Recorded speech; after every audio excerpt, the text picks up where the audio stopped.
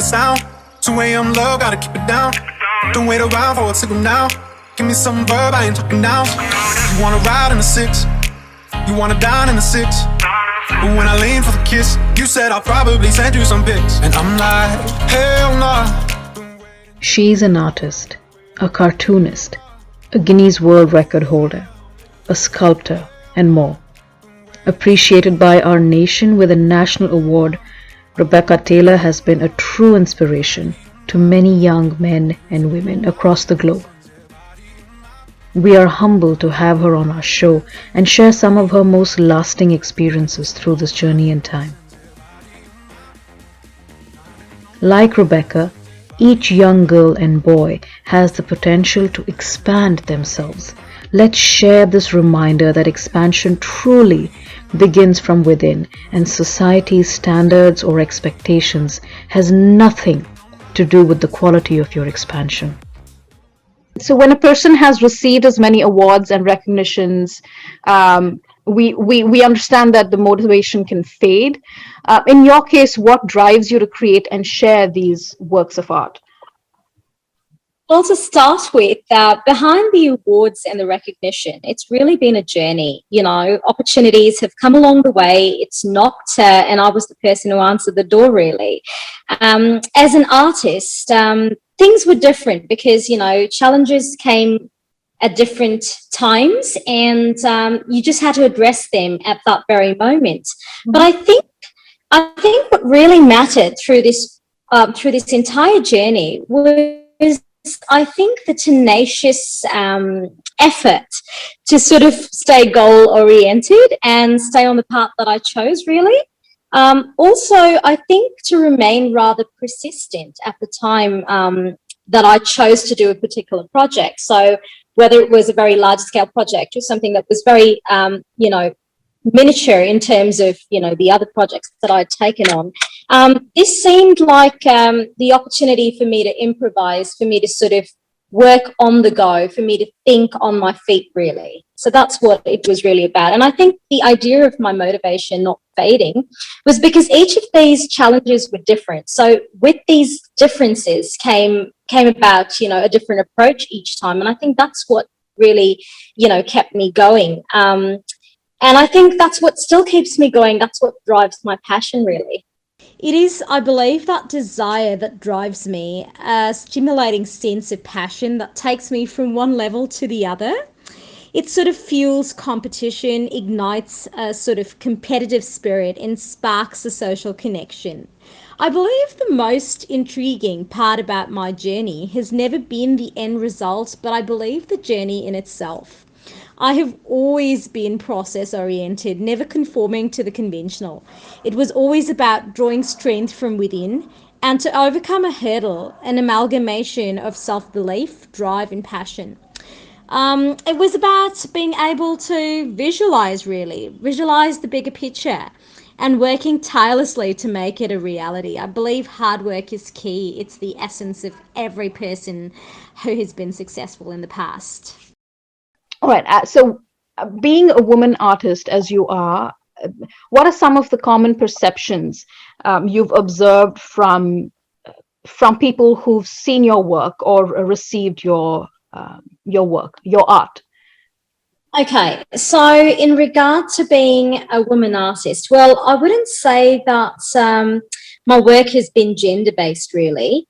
And because I didn't perceive gender as a barrier. And for me, although this, I do work in a male-dominated world, I believe that being a woman really was a very unshackling experience, simply because I was able to say things with a more aesthetical viewpoint. And sometimes using the heart approach always worked, seeing things for what they really are, as opposed to being driven by ambition. And I think that was really an advantage. So I really didn't see being a woman being a barrier. And I think that's when you start to see your gender being a barrier, I think that's what creates those limitations. And I think the idea of me not looking at it as a barrier and, going beyond gender and believing in gender equality, I think has really helped me look at the world for what it really is. Beautiful. And from when you've started until today, have you noticed a change in the way art is being received and art is being produced and shared with people? And have there been stereotypes, in this field that you are a part of? And if you have observed these stereotypes, how would you like them to change?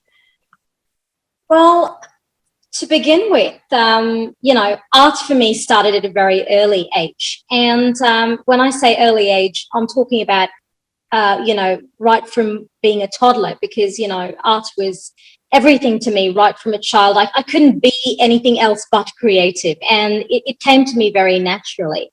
And so for me to see the way art has evolved over time, right through my school years and right into business, something that transcended from, a young girl, perceiving the world in a very creative sense, and then, sort of bringing that into my workspace, was an interesting transition, more so.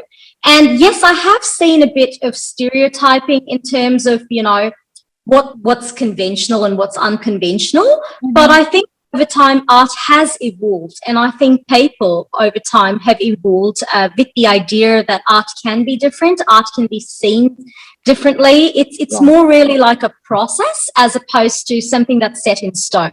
And so I think people are more accepting to a motion of change, mm-hmm. as opposed to something that is very stagnant. So if there are stereotypes, I believe you just have to address it when you're faced with one. Mm-hmm. And I think the best way to deal with any kind of challenge or stereotype is going head on for that moment. Because if you try to preconceive anything, or if you try to address an issue, and when you're actually faced with that issue, you're not really addressing it because you've got a pre-prepared plan. And I think most situations don't really come in that fashion. And so you have to really think on your feet when you're dealing with any kind of situation. Yeah. Absolutely. And you did mention that, art has been part of your life since you were a toddler, and you mentioned that it is a process. So just for our listeners to get a better understanding and feel of where you've been, how has art influenced you as a personality through this journey? Well, it has influenced me in many, many ways. And I'm sort of happy to be answering this particular question, because I think everything about my life has been artistic. And although I've chosen, a mainstream, which is, event management, which is very work-based, and, I sort of drive my creativity into it, mm-hmm. art for me has been a very eclectic choice. Like, I've chosen different things, a wide variety for me to sort of indulge in. And I think that goes back to, the motivation aspect of it, because, I was choosing things that were very varied in nature. So there was things that, like I'd paint, I'd sculpt, and, I do a whole host of different things. And painting and sculpture, again, sort of was the broader umbrella that mm-hmm. encompassed a whole host of different things that I've accomplished over a course of time. And starting from the very beginning, I started with being very creative and, attending competitions and things like that, just to sort of set my own benchmark. And then I think I realized when I came to a point in my life where I was my own benchmark, mm-hmm. And it wasn't about setting that mark or setting that sort of level for me to beat. But I realized that I've come to a point where I believe that my own creativity is my own benchmark, and I need to step up my own game. And if I have to challenge myself, it will be challenging my own skills as opposed to trying to compete with somebody else. Because also, the interesting part about my art is it's very individualistic. I have my own unique identity, and I have my own unique style. And so trying to ape somebody else's style and trying to compete with that style didn't make sense for me right at the very beginning. And I think that's one of the reasons why I stood out, because I believed in that individualistic nature, that individual thought process. And so coming back to the point of me being my own benchmark was what really helped me succeed through it all. Right from painting, I never ever thought I'd be a cartoonist, never ever dreamt of it. And the very first cartoon that I drew, landed me, a national award. And I was gobsmacked because it's not something that I trained to do.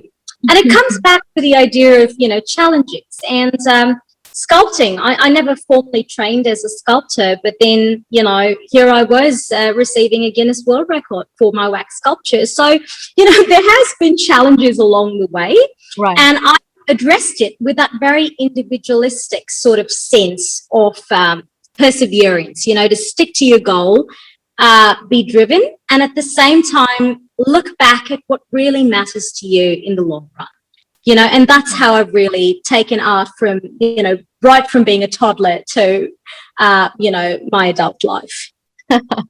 Right. And now you have you're a business owner, but we met, I think a little over a decade ago at YWCA, where you were so socially active and you inspired me so much.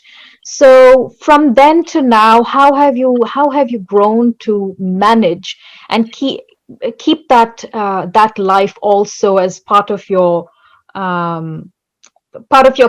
current way of being, which is after having all of these awards and all of these recognitions and now having a wonderful business on your platter, which keeps you busy, I'm sure, 7 days a week. So how do you make time for social activities and to be involved with the community? So, well, first and foremost, I'm absolutely humbled by what you just said. I didn't really believe that I was going around inspiring people, but I'm glad in a way I was able to. So thank you for that. Also, in a sense, I think we live in society. So I think becoming socially responsible is not really a choice, but an obligation. To every extent. And you are socially responsible for every aspect of, your life. You live in a society. There are things that are changing constantly. You are part of that change. And so to sit back and watch the world pass you by was never in my nature. It's not part of my DNA. I was always a doer. And so for me to sit back and not be socially responsible was very out of character. And so I believe it's more to do with being the best version of yourself and fitting into society whilst being responsible. Because, there are people in this world that don't really have the opportunities that you have. And you really need to take a seat back. You need to take a step back and sort of analyze your life and where you're heading. And also how you help people join you in that journey. It's not always about yourself. It's about nurturing an idea and watching it grow and having people join you in it. And I think that's the idea of social responsibility. It's not about, walking around the place and saying, oh, well, you need to be green. But I think you need to go back to the basics, to the very grassroots level of, believing in everything that you do. Like even as a business, coming to the business point of it and, my social responsibility as of this juncture. Whereas where I started off as a college student, a university student, and started doing little workshops for children and things like that. But then you go on into, making small little projects like, recycling jam bottles, to taking that same thought process, which was at seed level, and turning it into an oak tree. So when I started my business as well, which is quite a socially responsible business because it deals with recycling of a whole host of things, like, for example, events. You're not only recycling ideas, but you're also recycling products. So every time we use a stage or a backdrop, those items get recycled and reused. And it really takes a creative mind to recycle the same product in 50 different ways. And so I feel like it sort of ties in, it sort of meshes in together. It's an amalgamation of both things, both worlds coming together, where you bring your creative process and you look at it from a social responsibility point of view. Right. And coming to the aspect of, exchange of ideas, again, you've had the wonderful opportunity to travel outside of India, and you've been able to bring your work and your art to different parts of the world. So how has the cultural change affected your work, if at all? And how has it been received by people across the globe? Well, I would like to say that I was very privileged to be able to travel, and I've spent a fair bit of my time between three countries. That would be India, New Zealand, and Australia. And I believe that each of these places sort of added to that cultural growth, not only on a personal note, but also on a professional note. Because here I was as an individual, a go-getter, absolutely driven with everything that I do, clocking in almost 18 hours a day, whether I had work or not, doing something or the other. and so I felt like with every journey, it wasn't just about boarding a plane or getting a visa or a passport, but it was more about the actual journey of arriving at a place and taking in, sort of soaking in that cultural stint, and then trying to stand above it all and be the best version of yourself. And I think that sort of attitude helped me really grow, because with it came its own set of challenges. Each culture perceives art differently, and so what is really acceptable in one culture may not be acceptable in the other. And so for me, it was also a journey of learning, because it sort of gave me a quest for knowledge, where I would sort of not just research based, but also just meeting people and looking at what is amazingly accepted so well within that culture, maybe something that you never really thought of. And so it sort of gives you that creative liberty to sort of work within that culture. And then not only work within that culture, but bring that culture back. And I think that's what really is a part of that whole journey, taking Right. this bit of baggage you don't realize you have to put on an airport scale, but taking it with you anyway. So when you say bring the culture back, have you in the past years, in your especially your time in New Zealand and Australia, had the opportunity to bring in parts of the Indian culture with your events or through the art there? Oh, well, absolutely. So in Tasmania, we are all about doing destination events and marketing Tasmania as an event destination. And so for me, that was a big leap, not only of a creative leap, but a leap of faith. Because here I was, found myself in a new country, in a new place.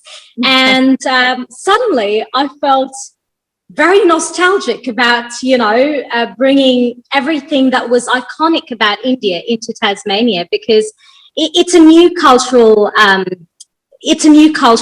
thematic when you're talking about bringing it into your workforce. Right. And so there are challenges, because, if I were to do a wedding, say, for example, in Tasmania, and a very cultural wedding, then you're thinking of, things like flowers, like marigolds and, other things. And you're thinking to yourself, well, it's one thing to put the wedding together, but where are you going to source these things, And so it adds that new dimension of challenges, and Right. and you don't realize it. You're sitting, literally at the end of the earth, because after Tasmania, it is Antarctica, and you're sitting there thinking, where am I going to find, a priest to, officiate the ceremony, or where am I going to find it? And, there are a whole host of different, challenges. And then when I bring Australian culture right back to India, and I'm thinking, oh, well, I had all these boomerangs sitting around, but I didn't bother to pack it. So, it's always, challenging and interesting at the same time. And, there are these little iconic elements that you try to bring into your workforce, but you sort of take it for granted at the same time, like you're sitting in India and you don't think, oh, well, this is what I would need. But then when you sit on the other end of the fence, then you realize, oh, well, this is something I wish I had. And now I have to figure out a whole host of logistics to get it into place. So, yeah. Right. This is something that I tend to ask a lot of my speakers who come on the show is in regards to the current times. We all understand and live by the concept that change is the constant, and with the advancement in technology, and the lifestyle itself has gotten to be very hasty, if I may use that word. So compared to then, and when I say then, I mean say a decade ago and now, there is quite a large difference when it comes to how people approach life. There's a lot more stress. There's a lot of anxiety, even for the smallest of things. So I mean, you've seen challenges. You've seen the good stuff and the bad stuff. So how would you advise, or what would be the best advice you could give the younger generations in regards to approaching life and just living a better quality life? Well, to start with the very first part of your question, I think change is inevitable. So it's something you need to realize first and foremost. And more than anything else, I believe the most important part of life is relationships. And although this may seem strange, and I've probably used this analogy a lot, I do believe that life is a bit like a train journey. And I only say this with uttermost fondness, simply because my grandfather worked on the railways and he was a very senior officer on the railways. And so growing up was a big part of listening to trains back and forth. Right.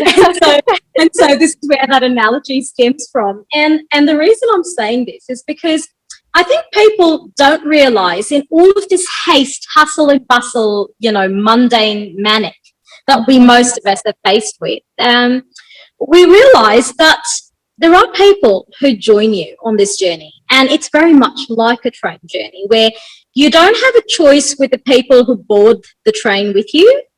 They step on board. Some of them sit beside you. Some of them go right ahead. Some of them are right behind you. And it's just how it is because of the ticketing system. And so this is right. It falls in place.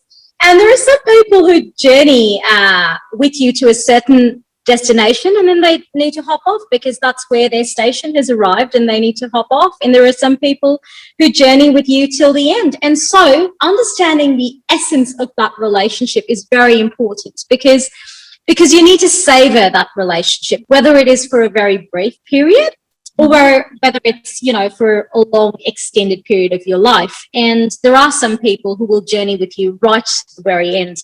And so with those relationships, you need to understand that, is it something worth pursuing? And if it is, then you give it more than 100% because this is someone you need to sit beside for the rest of your journey, and so you'd rather make it pleasant for yourself. And so for me, I've always used this analogy in life because it's made a lot of sense to me, besides the whistle of the train and the stations that pass by.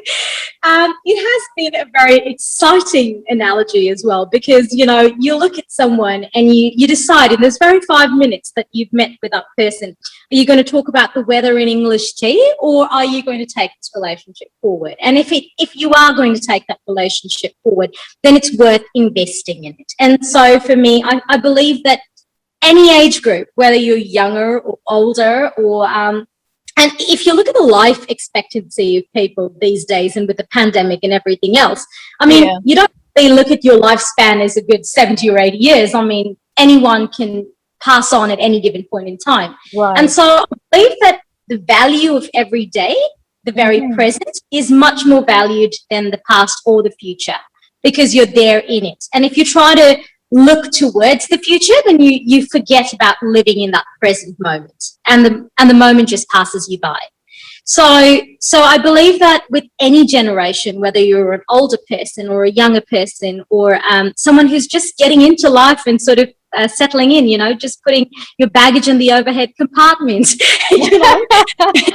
you're someone who needs to realize that investing in relationships is paramount. It is, I think, what we all exist for, because I think in life, people remember you not by the stars you have lined up, or the achievements that you've got, or the certificates that lie in some folder somewhere, but about the kind of impact you've made on their lives.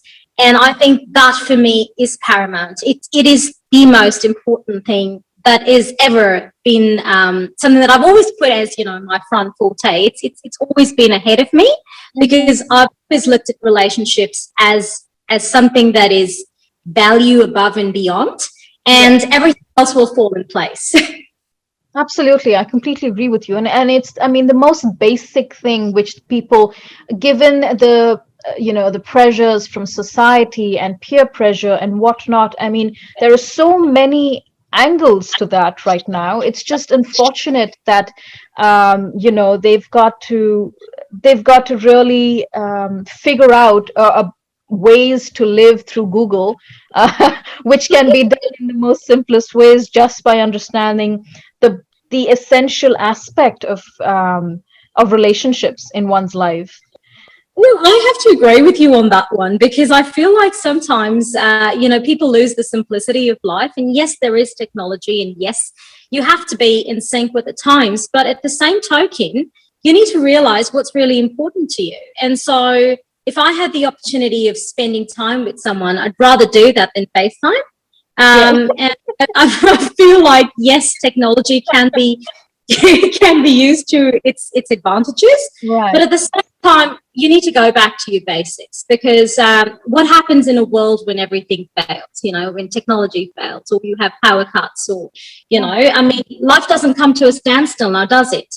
And so you really need to build that essence of trust. Like, I think back in the day, friends told each other they'll be there in the evening, and they were just there. You didn't have a mobile phone to ask them if they were on their way, or yes, they were just there. So you had to build that amazing sense of trust and belief. And I think the world is sort of losing those old world charms, which are very important and essential for everyday life. And I think when you hold on to those values and ethics, I think technology will only be a bonus if you're using it in the right sense.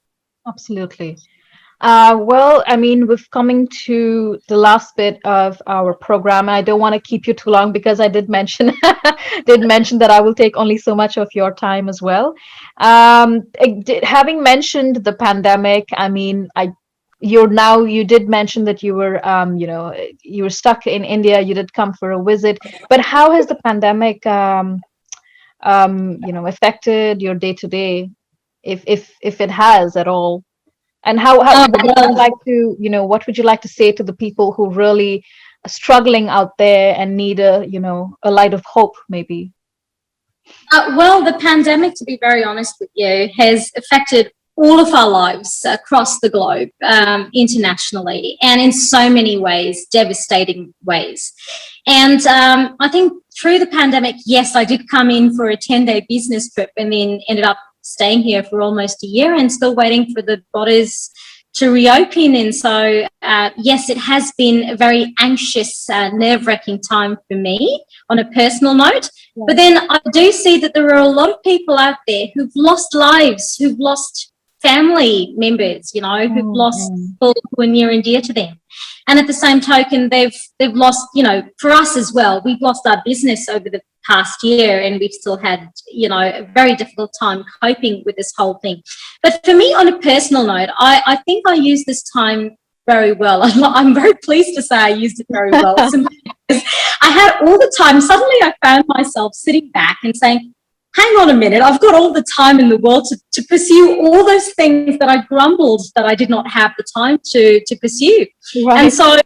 And so I decided to learn a few new skills, like wood carving, and I managed to carve about 156 feet of carving over a span of 3 months. And I sort of was very excited with the outcome, and I'm happy to share some visuals as well about, you know, everything that I've accomplished through this pandemic. I think it was a real time of soul searching, a time of you know, advancing your skills. And you know, there are times in my very busy life where I told you earlier, you know, I clock in about 18 hours a day. Right. So in my very busy life, you don't have the opportunity to sit back and say, oh, well, let's just do this and let's do this on a whim. But this pandemic had given me that opportunity to sort of do the things that I've never had the opportunity or the time to do. So I'm writing 2 books at the moment. You know, I've carved, I've mastered a few recipes that have been, you know, passed down from generations, and I've had a lot of quality time with family. And I think for me that was really important, you know, wow. Right. to take a break from everything, to take a bit of a breather and have renewed hope, because the world will come back. And I think I see a ray of hope in that, because as devastating as it can be, well, what hasn't killed you, you're definitely a survivor.